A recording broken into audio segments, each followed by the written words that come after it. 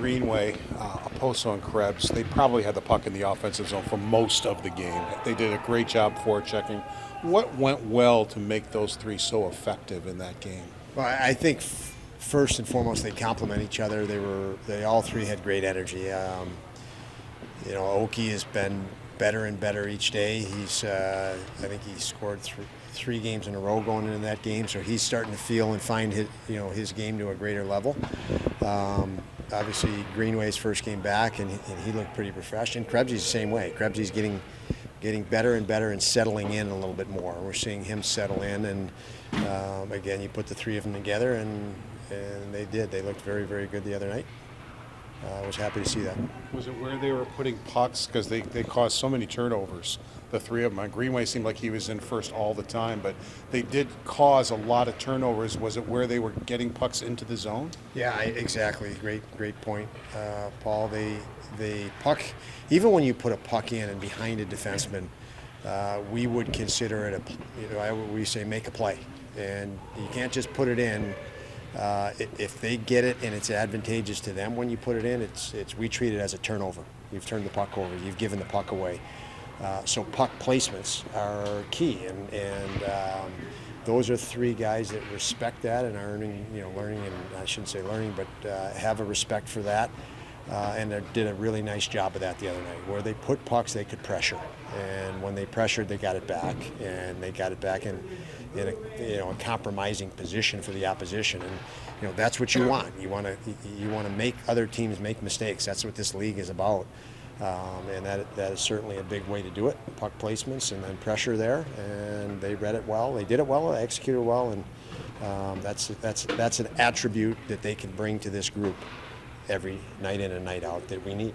How much should the forecheck just roll from one line to the next? One line saw what the next one was doing, and it just kept through that whole game. That was a big part, obviously, of our pregame.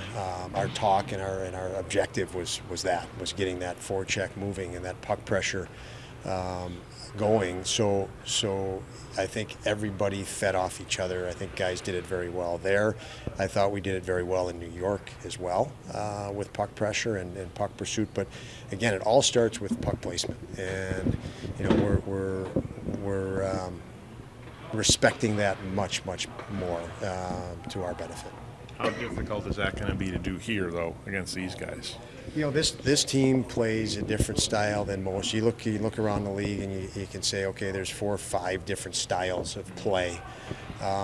There's not that many teams that play this style of game, and so it's a little bit more challenging for teams to come in here and prepare, because you can't reference 5 other teams. We played the Rangers, and then we play St. Louis. They kind of play like each other, and your pre-scout and your preparation there's much more clarity. You come into here, they're pretty unique in how they play, so that's a challenge. It's a challenge for every team that comes in here, and you have to play the game. We always say you play the game that needs to be played, and that's the pre-scout, and you'll have to play tonight differently. We were in here a month ago. We used some of the film of that, and it helps, and it's another challenge. This started long before you became the head coach here, but why has Sebastian Aho just been such a pain in the whatever for the Buffalo Sabres? I mean, he just seems like he always has 2 or 3 points against you guys. What is it with him that he's been difficult to handle for you guys? Well, it's their team, and obviously this building, they've got one of the best records historically the last few years in the NHL in their home building. And then you look at that, and their team forces plays and forces teams sit a certain way, and their best players on any team then convert.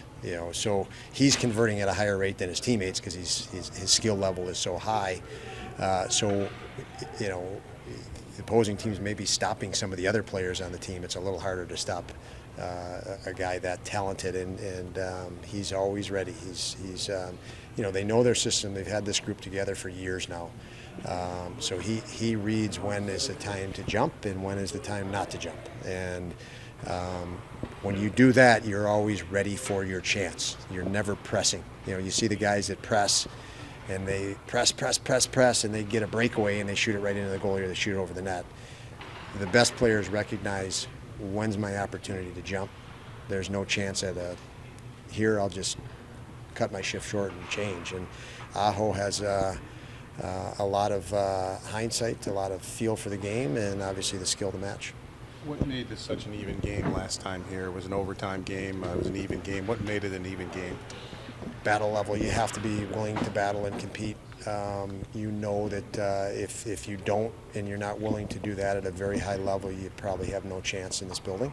And that's really, I mean, you've got to stay on your game for 60 minutes in here.